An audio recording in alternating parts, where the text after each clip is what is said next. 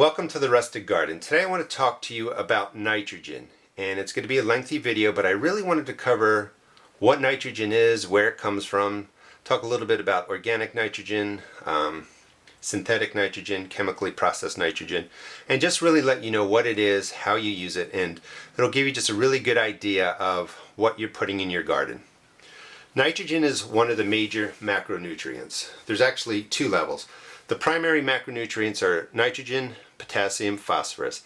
If you don't have those in enough quantity in your garden, you're going to have issues with your plants. And then you have the secondary level, which is calcium, magnesium, sulfur, and if you've ever seen your tomatoes get brown spots beneath the tomato, it looks like it's rotting, it's usually a function of either not having enough calcium in your soil or your plant can't use the calcium in your soil. So the macronutrients are the main nutrients, but today I'm just going to talk about nitrogen. I will talk about the other ones really over this winter. Nitrogen is important because it's associated with leaf growth, stem growth. It's just about in every protein in the plant. It helps your plant with defense against insects, against diseases, and it's part of the chlorophyll molecule. So if you don't have enough nitrogen in your garden, your plants aren't going to grow well. They're not going to be leafy, they're not going to be green, they're going to have trouble with photosynthesis, they're not going to develop enough chlorophyll, and you can kind of get the gist of it that the plant's not going to be healthy. Sources of nitrogen. Nitrogen, first of all, is a common element that makes up nearly 80% of our atmosphere. So it's a gas, we breathe it in. In that form, obviously it doesn't hurt us, but in that form plants can't use it. So it's a gas that is all around us, but in its pure form plants can't use it. So nitrogen has to be fixed or converted into something a plant can use. There's different processes for this. A couple of them are biological compost, for example. As you compost down vegetable matter, leaves, grass clippings, the microbes, the organisms break down the product that's in your compost pile, and it actually turns it into a form of nitrogen that your plants can get to and use. Also, you would have beans, peas. This is crimson red clover. It's a cover crop. These plants fix their own nitrogen, which really means the root systems grow into the soil, and the roots have nodes on them that work with rhizobia bacteria to convert atmospheric nitrogen into a usable form of nitrogen. So it's a symbiotic relationship. Bottom line is the beans can pull nitrogen from the air with this relationship. So can peas, so can red clover, alfalfa. Different kind of plants can do this. If you were to grow, say, a cover crop of crimson red clover, or just put lots of beans in, you let the root systems develop, they pull nitrogen into the roots, you then turn the plants over, chop it up, let it decay in the ground, you're going to put nitrogen right into your garden. And I actually do recommend that. That's one of the best ways to bring a nice form of nitrogen into your garden, if you have the time and the space and can do it. Then there's the chemical process, which is changing nitrogen into ammonia. All these things have to do with one thing. It's converting nitrogen into a bioavailable form. So nitrogen has to be turned into a form your plants can use. So you have organic forms of nitrogen: compost, blood meal, fish emulsion, manures, urine even. And I just wanted to show you these numbers don't go with these specific forms of organic fertilizers, but it's just a way to understand what you're buying. So if you buy a product and it has 800 on it, the first number is always nitrogen. So by weight, usually it's 8% of that product is nitrogen, 12% of this product is nitrogen, 15% of that product is nitrogen. So when you go to buy fertilizer, you really have to know what these numbers are. I have some videos on them, but the first number is always telling you the ratio of nitrogen in the product. So you have the organic forms, you have the biological process that nitrogen is converted into a form your plants can use. You also have synthetic or inorganic, chemical, non-organic, man-made, however you want to say it. It's basically nitrogen being chemically processed through a Haber process. He created this, I think, at the turn of the century, and it really revolutionized gardening, actually farming, because there were cheap amounts of nitrogen available for, feeding the world. The process is basically taking nitrogen through lots of heat, energy, through the chemical process. That's how you get the synthetic label thrown onto it. You form a gas NH3. Now it's in gas form. Obviously you can't put that into your garden, so they mix it with water. When you mix it with water, you get ammonium hydroxide. This is a 5 to 10% solution of ammonium hydroxide, and it's just plain old clear ammonia. You could actually use this as a form of nitrogen. I don't recommend it, but you could use it. I've experimented before taking ammonia, putting it onto a cold compost pile. The nitrogen in here works with the brown leaves, the brown matter, and kind of really ignites the pile, so to speak, and it does work out in that capacity.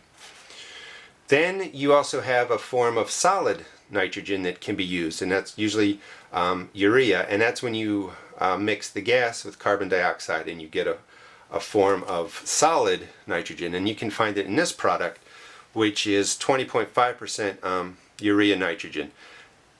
If you notice, 24% of the mix is nitrogen when you use this. That's too high. You don't need this much nitrogen. You're going to end up getting very lush green plants, very leafy greens. That's what nitrogen does. It really produces lots of leaves. But that's too high, and I'll talk about it as I go on. One thing I learned over the last 15 years is it really doesn't matter what product you use. That's your own personal choice. If you go organic, synthetic, combination of both, that's what I do. You just don't need as much as we're told we need for the garden. So we have water-soluble nitrogen and we have water-insoluble nitrogen. The water-soluble nitrogen, like these products, are fast-acting. As soon as you mix it, as soon as you put it on your plants, the leaves can absorb the nitrogen. A lot of times it goes right to the root system. Fast-acting, 24 hours, you might even see a difference. Water-insoluble means that the fertilizer, the nitrogen, has to get into the soil. It needs some sort of microbial activity that breaks down the source of the nitrogen, and it makes it ready for the plant to use at some point. So when you garden, you want a combination of both, really. For instance, in the spring, you might put in a slow release nitrogen fertilizer that will slowly release over the growing season. At some point, you may need to use a water soluble if your plant maybe is struggling or you want to give it a boost.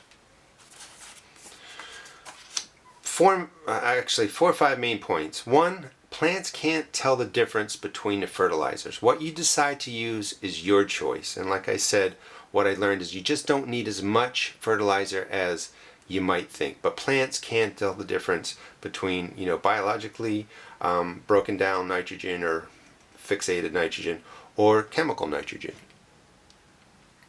And really most important is too much nitrogen will hurt your plants. You could burn your plants technically if you use too much nitrogen. It will burn the leaves, it could burn the roots. A lot of these products won't do that. But where you do the most harm is by using too much nitrogen. The plant grows too fast, it gets too spindly, it grows too many leaves. Actually, the cell structure of the plants get weaker. They're more susceptible to disease attack, insect attack, and basically you're making a very lush, green, leafy plant at the expense of the tomatoes, the peppers, or the vegetables you want. And you're making a great haven for insects to come and easily feed on your plant. So you don't want to overdo it. There are the slow release, fast release forms of nitrogen fertilizers. So you got to know what you're buying. When you look, it usually will tell you if it's a slow release or fast release. But in general, liquid fertilizers are fast release, granule forms are slower release. Use what is most available and convenient to you. I've found by doing these videos over the years, my videos reach gardeners from all over the world. Everybody doesn't have access to this like we do here in the US. Everybody doesn't have Amazon delivery where you can just order something. Everybody doesn't have the space to make compost. So use what you have available, use what works for you. And I just, for example, keep in mind, a lot of people will say, well, use blood meal, it's all organic. Well, think about it. The pigs that are slaughtered are highly processed cattle, highly processed pigs, We're using their blood. It takes lots of energy to raise pigs. It takes chemicals to grow the feed. The animals get hormone shots. All kinds of stuff is going on. So the end product might be organic, but the delivery of the product might not be as organic as you think. So I've said before, I use both organic products and synthetic products. That's my choice, but don't overstress about it. A couple of recommendations. I recommend try and make compost if you can. Use it in spring. Get it into your garden. It's a low amount of fertilizer. It's usually like a 1-1-1, but it adds to the biodiversity of your soil. It builds good soil. It not only helps the plants, but it helps the microbes and different organisms in your soil. Generally speaking, pellets, granules, I put into my garden bed, into the planting hole. Those are slow release. I use liquid fertilizers more for my container plants because they really pull the nutrients out of the soil much more quickly than your tomatoes that grow in, earth beds. Or use that fertilizer for a boost. Try and keep the nitrogen number in the NPK or the ratio 12 or less. You really, in my experience, don't need more than that. You can go to something with like 253 or a 620. This is another form of organic nitrogen. It's heat-dried microbes that have digested organic matter in wastewater, basically sewage. This product is actually the organisms that ate the sewage. You're putting them into your earth bed, into your containers even if you want, and the organisms that are alive in your soil will then begin to break this down and bring nitrogen to your soil. That's another form of organic matter. Again, it's sewage. People may have issue with that. This is fish emulsion. This is made really from, essentially rotting fish, and that is organic. I talked about this. This is organic. This is feather meal, composted manure. One more way to bring nitrogen to your garden, and I really want to stress the value of it, is the beans, are the peas, are the crimson red clover. If you have the ability, you can cast a whole lot of beans, a whole lot of peas. Crimson clover is a great way because you can buy it cheaply, and grow these plants in your garden bed. Turn it over before planting, and you're going to get a nice amount of organic matter in your beds, and it will break down into nitrogen. So if you can, compost in the spring, try some cover crops, and then pick out what you want that works best for you. And then finally, the most important thing is to really have fun. The goal of gardening is to enjoy the vegetables, is to grow the vegetables. Don't be overwhelmed between all of these products, whether or not you're going to be organic, a gardener, or a synthetic gardener, or a combination of both, or one is better than the other. Pick out what works for you. Understand what the nitrogen numbers are, what you're putting into your garden, and just... Welcome to the Rustic Garden. Today I want to talk about phosphorus. It's a major macronutrient, and on most fertilizers you see N, P, and K, and they come up as numbers like 24, 8, 16. That's nitrogen. This one's phosphorus. This one over here is potassium. So we're going to talk about the P, or phosphorus. There are really 6 major macronutrients. These are elements, fertilizers, that your plants really need to thrive. The main ones, again, are N, P, and K, and they are really the primary ones. That's what you always see. You see nitrogen, phosphorus, and potassium on your fertilizer products. But also calcium, magnesium, and sulfur are macronutrients. I'm going to talk about them in other videos. So for phosphorus, why is phosphorus important? Phosphorus overall, generally speaking, is about the growth and maturity of your plant. Phosphorus helps with storing and transferring energy in the plant. It promotes strong root growth. It helps with flower and fruit production. You get more flowers, you get more fruit. It helps with plant and fruit maturity, which means the speed of growth. You want your plants, if they're supposed to mature in 60 days, you want them to mature in 60 days. If your tomatoes are supposed to get to a certain size, or your peppers are supposed to get to a certain size, you want your fruit to get to full size, full maturity. Helps with cell division and tissue growth. Has to do with the sugars and starches, but everything that your plant really needs to grow and mature involves phosphorus. That's why it's a macronutrient. Phosphorus fertilizer, how is it made? And you may have noticed in my videos, I'm not 100% chemical fertilizer, I'm not 100% organic gardener where I just use organic products. I use both, and I use them in a sensible way, and that's what I hope these videos show you, is they show you how to use the products, it helps you understand the products, and it helps you make a decision on what you want to use. So phosphate fertilizer, how is it made? Rock phosphate is the raw material. It's basically the element phosphorus on the periodic table. It has other things in there, but it has the phosphorus. The phosphorus in rock phosphate is not quickly or readily available to your plants. It's a low availability of phosphorus for plants, which means is that rock phosphate will take a long time to break down and become available to your plant. So what we do is we take phosphate, we take the raw material, and we convert it into something your plant can use quickly. Rock phosphate, in a process, it's either a wet process or a dry process, is mixed with phosphoric acid. That generally creates, it's a technical process, but that generally creates orthophosphoric acid. That's the form of phosphorus that is readily available to your plant. So the chemical process takes a raw ingredient, rock phosphate, puts it through a man-made process, human-made process, and it creates orthophosphoric acid. That is going to be readily available to your plant. There's also something called polyphosphate, which is just several chains of orthophosphoric acid bound together. When that product hits the ground, the polyphosphate then breaks down into orthophosphoric acid. But that's the chemical process. So you're taking the raw form of phosphorus, putting through a process, now you have something your plant can use quickly.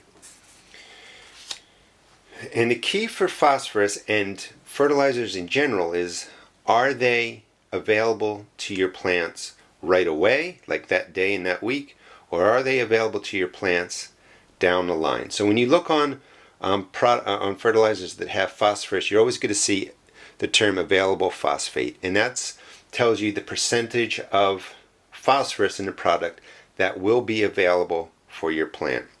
For instance, this could be, well, that's a chemical process, but let's just say you have organic form of phosphorus. There might be some phosphorus your plant can't use right away, but then there's phosphorus your plant can use more quickly. I know it gets a little bit confusing, but you want to understand that it's available phosphate, or even available nitrogen, available potassium. What is going to be available to your plant? And these numbers tell you. So they make it kind of easy. So 9% of this product by weight, 45% of this product by weight is going to be available for your plant or your plants. Organic phosphate. This is an organic product. It's bone meal. It has 9% by weight of phosphorus that's going to be available. The second thing that you need to know is, when is it going to be available? This is available really that week. This is available 3 to 6 months down the line, and that's important. So if you're using manure, compost, it has phosphate in it, but that's going to be available to your plants 3 to 6 months down the line. If you're using rock phosphate or bone meal, you also have to keep in mind what the pH level of your garden soil is. You want a pH level that's between 6 and 7 in general. As you get a pH level of 8 or higher, or you're pushing from 7 up towards 10, I don't want to panic you, like if you have a soil of 7.1, don't freak out. But as you get a higher alkaline level, as your pH level goes from 7 towards 10, rock phosphate and bone meal will never be available to your plant. A chemical process happens where the phosphorus gets locked into other molecules, other chemicals in your soil. So pH is really important. If you have a pH that's below 7, between 6 and 7, rock phosphate generally can take a year to be ready and available to your plant. Bone meal can take several months. And that's important so that if your plants are struggling, say, with a phosphorus deficiency, or you think you're putting on something that's going to give your plants phosphorus that week, and you use rock phosphate and bone meal, you're not doing that. You're putting it in there, but it's not going to be ready towards, for several months or, the following year.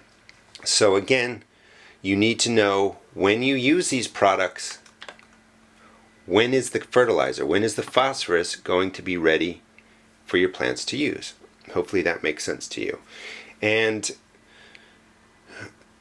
the bottom line is phosphate, bone meal, rock phosphate, bone meal, it needs, the phosphorus in those products needs the acidity to work with the product, break it down, and make it available to the plants. And if you think about it, what they did when they processed the rock phosphate in this, they added phosphoric acid to it and basically did this process. So it puts this into a form that's going to be available to your plant. I know it can be confusing, but I just wanted to give you some of the background so that you understand what's going on. Phosphorus deficiencies. What happens if your plant doesn't have enough phosphorus? Basically, you're going to have a stunted plant. It's not going to be growing like it should. And you might notice plants just sit at a certain size. You can get leaves that are overly dark in color. When the plants are young, and this, I usually notice this in tomatoes, you put your tomatoes out young, it's a little bit cold, they don't like the cold, so they're not growing as well. If you don't have phosphorus in the soil, the root systems aren't developing because it's cold. Now they're also not developing as quickly because it doesn't have enough phosphorus, and you can see the bottom leaves of your tomatoes or your plants start to turn yellow and work their way up. And it's important to understand that the oldest leaves are affected first. Why is that important? Because if you have a plant that's to a certain size and you see a problem starting on the bottom of the leaves and working its way up, it can be a signal to you that this could be more nutrient related than necessarily a disease. And some diseases do start at the bottom and work their way up. But it gives you a clue of what you might have to do for your garden. Also, your plants, and this happens a lot in tomatoes too, can get purple stems or purple veins in the leaves. Recommendations. I recommend a couple of things. In this case, if your garden is struggling, get a pH test because you want to make sure your pH is between 6 and 7. A pH that is too low towards 0 or too high towards 10 and out of this range is going to affect the way all the nutrients, nitrogen, potassium, phosphorus, calcium, sulfur, magnesium, it's going to affect the way all these nutrients are absorbed by your plant. So if you're ever in doubt, your garden's struggling, a pH test will really help. If your soil again is too acidic, your phosphorus is going to be absorbed by iron and aluminum oxides, which basically means it takes the phosphorus from the plant and locks it into a different form. If it's too alkaline, it means your phosphorus is going to be absorbed by calcium carbonate, and again, that'll be taken away from your plant. I think that actually forms maybe calcium phosphate.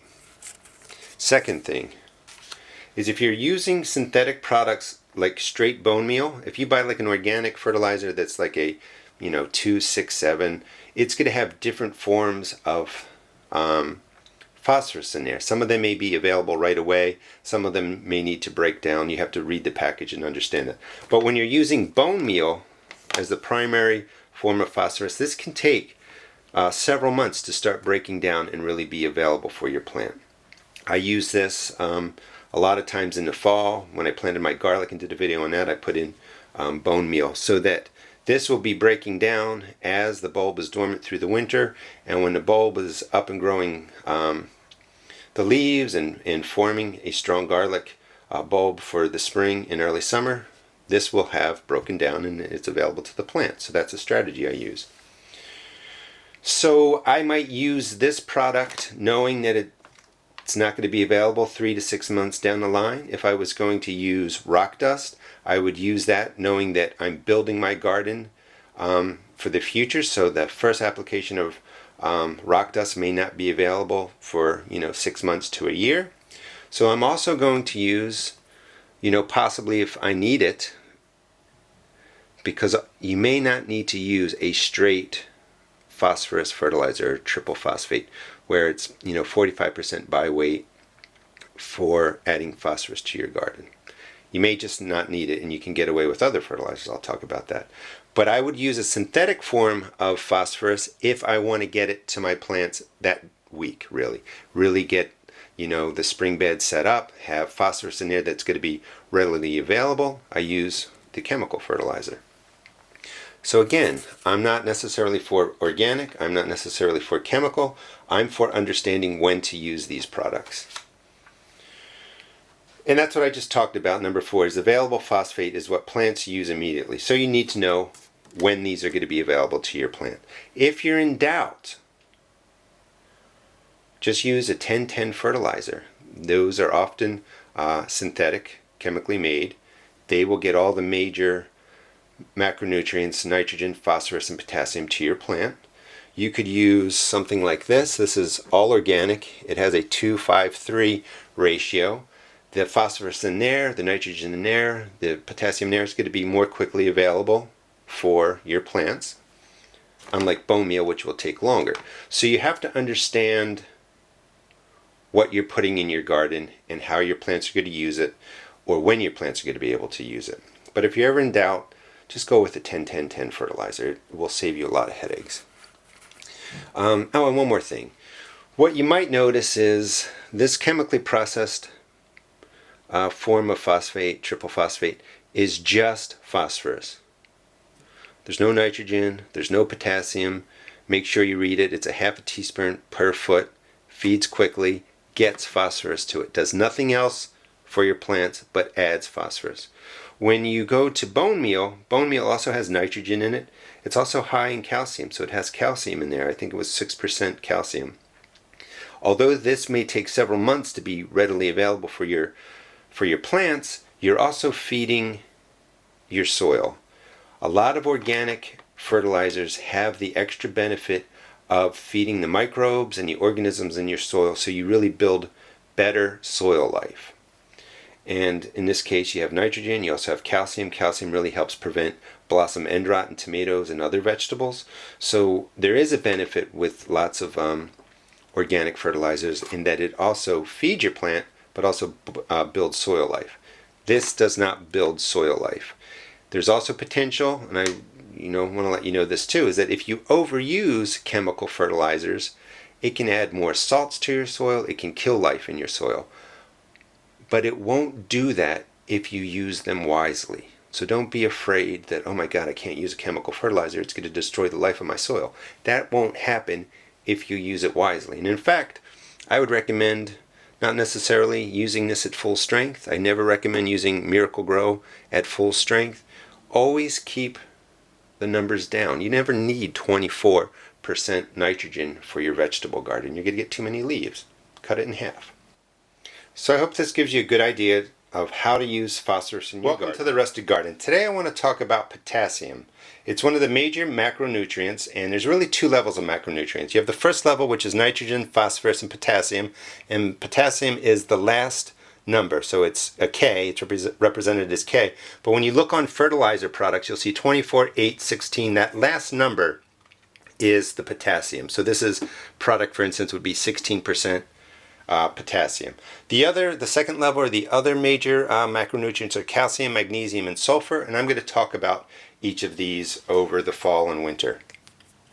Potassium is an essential element. It's a fertilizer your garden needs. If you don't have it in your garden, your plants just aren't going to do well. It's essential for plant protein production, which, you have proteins throughout the whole system of the plant. Without potassium, the whole plant's going to be affected, and that's what you have to keep in mind. It's responsible for the flow of nutrients up and down the system of the plant. It regulates water flow or turgor pressure, and basically when you have a garden, your plants are somewhat rigid, they're growing upright, they look firm, they look good, they're not wilting. Where the turgor pressure is basically the amount of water or pressure inside of each cell. And the more pressure you have, the more rigid or upright your plant is. And you definitely need potassium to help manage that function of the plant. It's also responsible for opening and closing the stomata cells, or a stomata cell, singular, underneath your plant leaf. And that helps with the exchanges of gases coming in and out of the plant. It's also necessary to have a healthy plant overall, so you can think about potassium as really a necessary fertilizer element to make your plant grow to size and produce yields or vegetables to the amount that you want. Without it, you're going to have smaller vegetables, sometimes less vegetables. It's also responsible for helping your plant fight off pests and disease, and the main way it does that is really by regulating the pressure inside the cell. A stronger, healthier, plant cell, the stronger, healthier plant that you have, and it's harder for diseases to get into the leaves or to attack or for pests to attack the plant. A potassium deficiency, what does that look like? Unfortunately, it's later fall here. It's November 9th, so I don't have examples that I can show you from regular plants. So let me try and describe it. Potassium deficiency really, one, affects sandy soils more. Light soils, sandy soils where a lot of rain will go through, it can deplete the potassium out of your soils. For instance, I have clay soil, so potassium's never really been an issue. So if you have sandy soil or you have soil where water really flushes through it a lot, you just want to keep in mind, how your potassium level is doing. If you notice curled leaf tips, not a curled leaf, not the whole leaf curled up, but just the tips of the leaves are curled over, that could be a sign of potassium deficiency. Usually that same leaf, on the edges of the leaves, they start to turn yellow. So it looks like yellow is outlining your leaf, and then that yellow works its way into the center of the leaf. And then the yellow leaves will also start to brown. So this is really more with the outside part. For instance, if this was a leaf, it's not yellowing all through here where it's just a fading yellow. It's yellowing right along the edges. And the curling would be just a little bit of curling like that. That might be a tip that you have a potassium deficiency. There's also something that's called chlorosis, and let's see, I don't have a blank here to show you, but chlorosis would be if my hand was the leaf and this is a vein, these would stay green inside the leaf, but right in the space in between them, they'll start to yellow out. So it doesn't look like an even yellowing across the leaf, which sometimes is more about nitrogen or other issues, but it's actually in the dark green veins of your plant stay the same, but in between it starts to yellow out. That's an idea. That's a sign that potentially you have a potassium deficiency. On the underside of the leaves, you might have purple spotting, and that could be a sign again of potassium deficiency. This little arrow means usually when you have a potassium deficiency, because potassium helps regulate movement up and down the plant will take the potassium and send it to the good leaves. So the upper leaves of your plant will look fine. It's the bottom leaves that start getting these signs. So you would really look for these problems starting in the bottom of your plant and then slowly working its way up. Now, there is inorganic potassium, monopotassium phosphate, potassium nitrate, potassium sulfate. I recommend never using these. You really don't need them in your home gardens. If you're, doing a farm, maybe you might need this or something like that. Before I get to that, people often ask me, do you do soil testing? I don't, because my beds have had so much action, so to speak, in there. They've had a lot of organic matter, they've had organic fertilizers, they've had inorganic fertilizers, I've moved soil around. So to get a clean, sort of even reading of potassium in my soil, it would be difficult. But I do recommend that if you're turning your ground over for the first time and you're just starting your garden, that's when I would recommend doing a lot of soil tests for different fertilizers right at the beginning, so you know what you're working with. For me, I've been doing this for 10 years, so you could go to one bed, test it. It's going to be a little bit different than a bed across the way, and then one bed might be different, side to side. So you have the inorganic potassiums, which I just recommend you never touch. And you can see the levels. It's a high potassium, 34, 44, 50. I don't know what you would really need that for. You're going to get plenty of potassium in other ways. Organic potassium, there's a product called muriate of potash. And bottom line is there's chlorine related to this. And you don't really want to use that, even though you might see an organic product that says muriate of potash. The chlorine kills soil bacteria. You just don't need that, so keep that in mind. The products I recommend are green sand. Here's a product. This is, let's see, is it 5-pound bag? It's a 7.5-pound bag of green sand. It's marine sediment, glauconate, iron phosphate silicate. So this mineral and iron potassium silicate will provide potassium to your garden. And it only has a 3, so the NPK for this product is only a 3, and you really don't need more than this. It will work. If you want to add it into your soil, that'll be great. And this is what green sand looks like. It is green, and it's mined out of ancient seabeds, really, and then it's pulverized down. So green sand is a good way to get potassium into your soil, into your garden if you want it. Rock dust or granite dust, that's another good product. I don't have an example here, I couldn't find any. But you could put that into your raised beds or into your containers. And if you're kind of noticing, green sand, rock dust, granite dust, not only are going to have potassium, but because they're ground up minerals and different kind of nutrients, they're also going to have a lot of something called micronutrients. So they're going to give your soil other things besides just the phosphorus. Now, you can also make it from burning hardwood. If you have a fire pit outside, you burn your hardwood, the ash that remains can be thrown into your compost pile, and that will also provide potassium. And you might also hear the word potash. Potash is used really as a synonym of potassium. And how that came to be is because you would take the ash from burned hardwood, put it into a metal pot and carry it around, and it just got converted to the word potash. The other thing that I like is banana peel. Banana peel really provides potassium to your garden. You can put it in your compost pile. I'm going to show you how I make it, and I'll talk about that in a second. And one thing that's interesting is right here, dried banana peels, 42% potassium. So you can get that fertilizer, that element into your garden without having to go and buy inorganic products. Recommendations: don't buy chemical forms of potassium. You just don't need it. Your garden isn't going to be lacking so severely in potassium that you have to go buy something that's, chemically made. I do recommend green sand, rock dust, ash, banana peels. These are all great organic ways to bring potassium into your garden. And if in doubt, because I understand you might not be able to get any of these products, a simple 10-10-10 fertilizer will work. Like this is left over from my nitrogen video.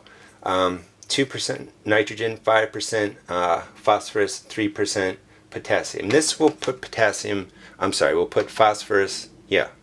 we'll put potassium into your soil. And you could just use a product like that. You don't have to necessarily go get green sand or do anything with banana peels. So if you're in doubt, just a simple 10-10-10 all-purpose fertilizer gets you the main macronutrients, including potassium. Now, you can make your own, and I'm going to show you how to do that. And I actually make an organic fertilizer that I use right in the planting hole. I put in a tablespoon or two right into the planting hole when I plant tomatoes and peppers and other plants. You can burn hardwood. You have to, buy, I think oak is a hardwood. You want the hardwood. You don't want pine or anything like that, but specifically hardwoods. Burn the hardwood down, take the ash out, put it right into your compost pile, let it do its thing. Or if you want to take the ash, mix it into a bucket of water, just stir it up and then pour it over your bed. That is one way to get potassium into your garden. The other way to do it is to make it yourself, and I've done that in another video. And you can basically take your banana peels. If you eat bananas, save the banana peels, ask your neighbors to save them. If you just dry them out, for about an hour or so at about, 150, 180, 200, 220 degrees, doesn't matter. Just dry them down. Don't bake them and burn them, but just dry them out quickly. Once you dry them out, and the reason you want to do this, well, let me just say this first. If you're going to pulverize it, here's the process. If you're going to compost it, you're just taking the peel off.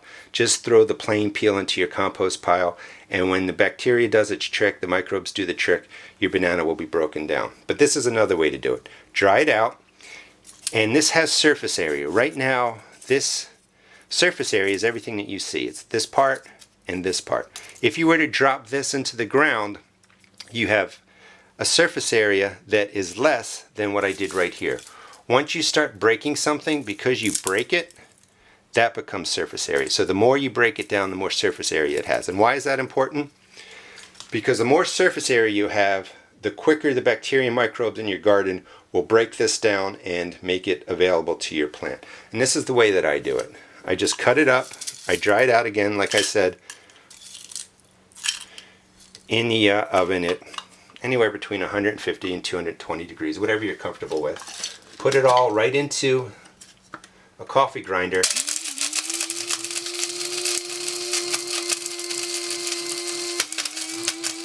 Just chop it up. When it's all done, it goes into a bowl. I usually do this with eggshells for the calcium, maybe even throw in some magnesium. But now the surface area has been increased millions of times compared to this. And this is probably about a tablespoon and a half. So I would just put, a tablespoon or so into my planting hole. That will be plenty of potassium to take care of your plants.